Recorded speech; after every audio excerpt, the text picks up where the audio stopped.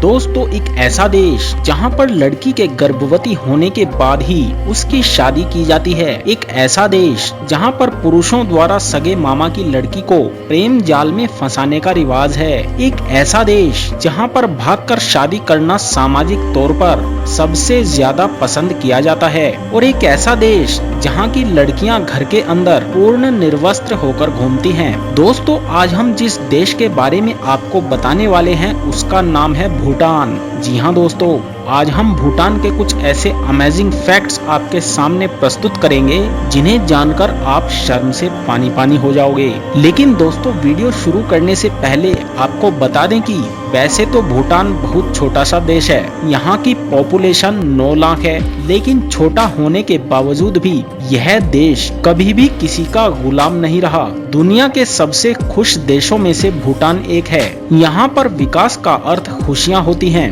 वैसे तो भूटान को दुनिया के गरीब देशों में गिना जाता है, लेकिन दूसरे देशों के मुकाबले यहाँ के लोग बहुत ही ज्यादा खुशहाल जीवन व्यतीत करते हैं। दोस्तों भूटान एक ऐसा देश है जहाँ पर एक भी भिखारी आपको नहीं मिलेगा और ना ही आपको कोई आदमी बेघर मिलेगा। दोस्तों इस दुनिया में शादी और शारीरिक संबंधों को लेकर अलग अलग देशों में अजीब अजीब तरीके के कानून बने हुए हैं। कुछ देश ऐसे भी हैं जहाँ शारीरिक संबंधों पर सार्वजनिक चर्चा बिल्कुल नहीं होती। वहाँ शारीरिक संबंधों पर हजारों पाबंदियां हैं। लेकिन कुछ देश ऐसे भी हैं जहाँ शारीरिक संबंधों को एक सामान्य प्रक्रिया के तौर पर लिया जाता है। दोस्तों ऐसे देशों में सेक्स को लेकर खुलापन है। इन देशों में शारीरिक संबंधों को लेकर बने कानून भी अजीबोगरीब हैं। कहीं सुहागरात के दौरान दुल्हन की मां को कमरे में रहने की परंपरा है, तो कहीं हस्त मैथुन के लिए मृत्यु दंड की सजा तक का प्रावधान है। लेकिन दोस्तों भूटान में एक जनजाति ऐसी भी है जहां शादी के लिए लड़की को रात के अंधेरे में भागना पड़ता है। यह कोई हंसी मजाक नहीं बल्कि मजबूरी है जिसने अब संस्कृति का रूप ले लिया है। पश्चिम बंगाल और भूटान की सीमा के पास प्रकृति की गोद में बसे टोटो पाड़ा में रहने वाली टोटो जनजाति सदियों से इस परंपरा को निभाती आ रही है। दुनिया की इस सबसे छोटी जनजाति के लोगों की तादाद वर्तमान में महज 1400 के आसपास है।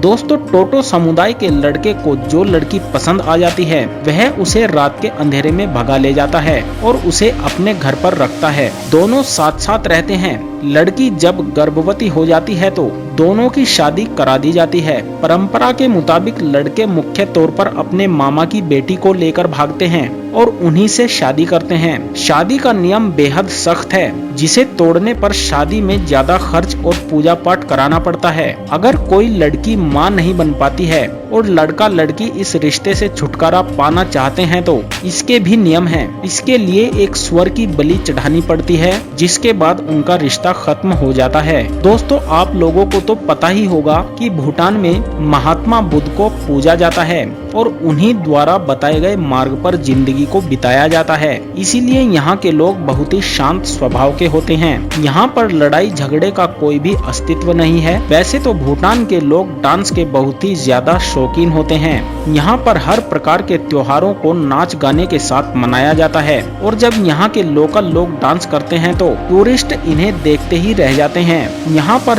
चांद डांस काफी लोकप्रिय है। इसके साथ ही यह लोग टूरिस्ट का मनोरंजन करने के लिए भी इस डांस को करते हैं और भूटान के टूरिज्म को बढ़ावा देने में इन लोगों का बहुत बड़ा हाथ है। दोस्तों भूटान में रहने वाले लोगों को टीवी, इंटरनेट या रेडियो किसी की भी परवाह नहीं है क्योंकि यहाँ के लोग एकदम सादा जीवन व्यतीत करते हैं। भूटान में टीवी इंटरनेट को साल 1999 में इजाजत दे दी गई थी। भूटान की एक सीमा पर चीन और दूसरी सीमा पर भारत और तिब्बत है। हिमालय की गोद में बसे हुए भूटान की राजधानी को थिम्फू कहा जाता है, जबकि इसकी फाइनेंशियल सिटी का नाम फुटसोलिंग है। भूटान की कुल आबादी में 76% बुद्धिस्ट और बाकी 24% हिंदू हैं। भूटान का हिमालय की गोद में बसा होने के कारण यहाँ पर चारों तरफ आपको पहाड़ियाँ ही पहाड़ियाँ नजर आएंगी।